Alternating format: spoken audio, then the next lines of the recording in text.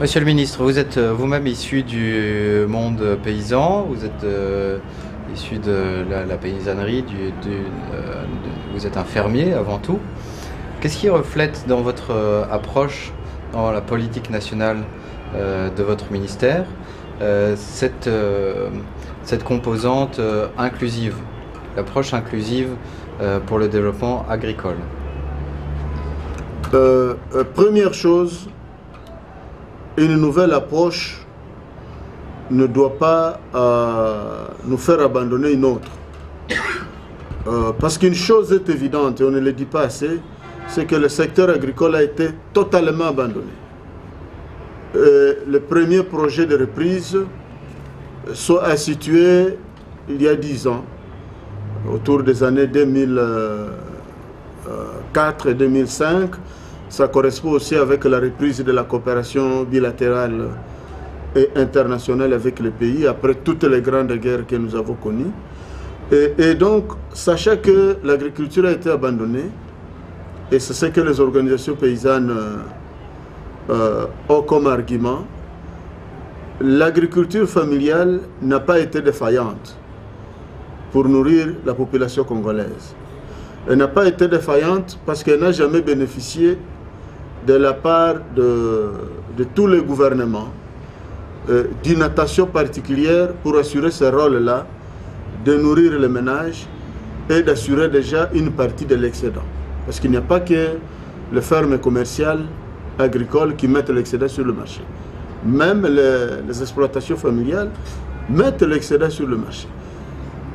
Donc sur le plan budgétaire, sur le plan technique, cet appui-là de la part de nos gouvernements dans ces pays n'a pas été fait.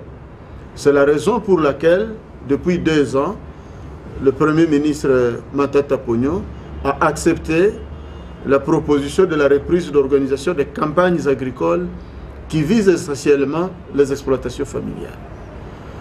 Mais il faut aussi également dire que les exploitations familiales, de par le niveau de la technologie, de par les superficies trop petites, de par l'accès difficile à certains facteurs de production, sont aussi plafonnés, ont des limites à un certain niveau, et qu'au-delà de ces exploitations familiales, il faille développer l'agriculture commerciale, surtout dans un grand pays où la démographie est galopante.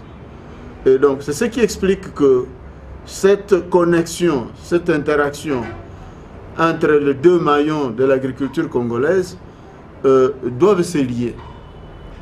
Et nous avons des exemples. Et cela est aussi possible parce que les problèmes sont communs. Les grandes comme les petites exploitations ont besoin de la recherche agronomique. Ils ont besoin d'une bonne technologie pour être compétitifs comme les autres. Ils ont besoin des intrants.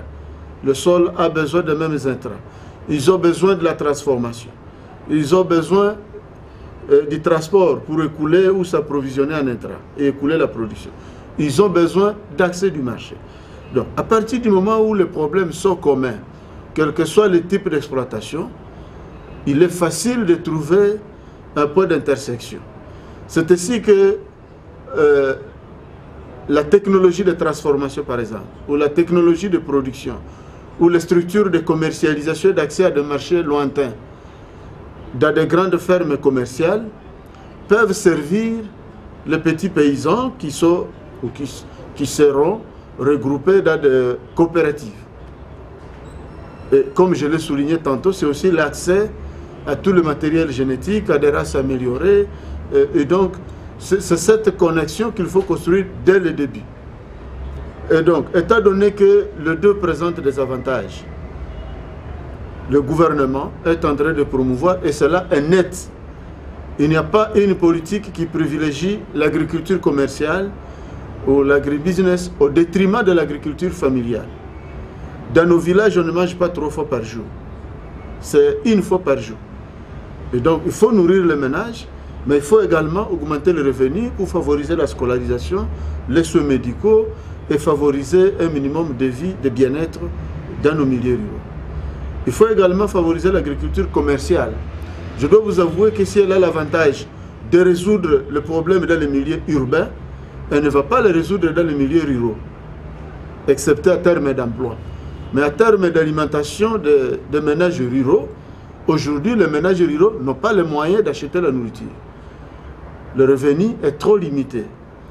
Et donc, la solution de la famine rurale et de la pauvreté rurale, ce ne sont pas les parcs agro-industriels, mais c'est plutôt le développement de l'agriculture familiale.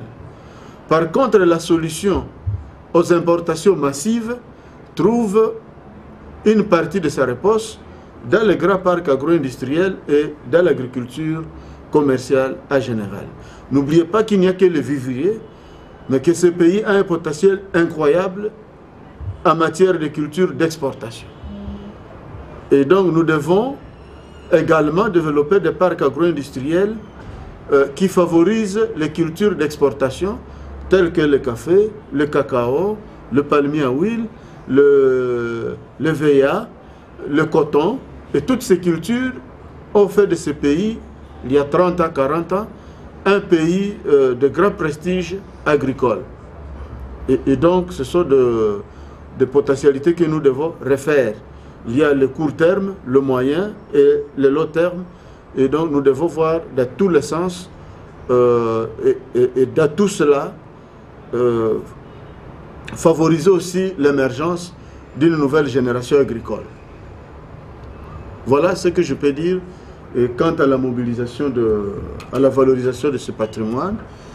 Le tout devait être accompagné par la formation professionnelle des agriculteurs qui a complètement disparu.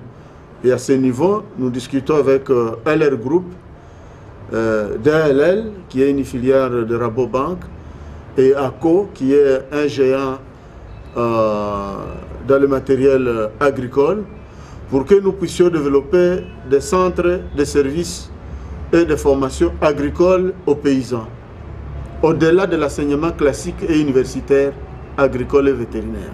Et ces centres seront directement implantés dans les milieux ruraux pour être destinés justement aux producteurs agricoles, et ça va entraîner toute une transformation induite par la formation de nouveaux types de producteurs agricoles.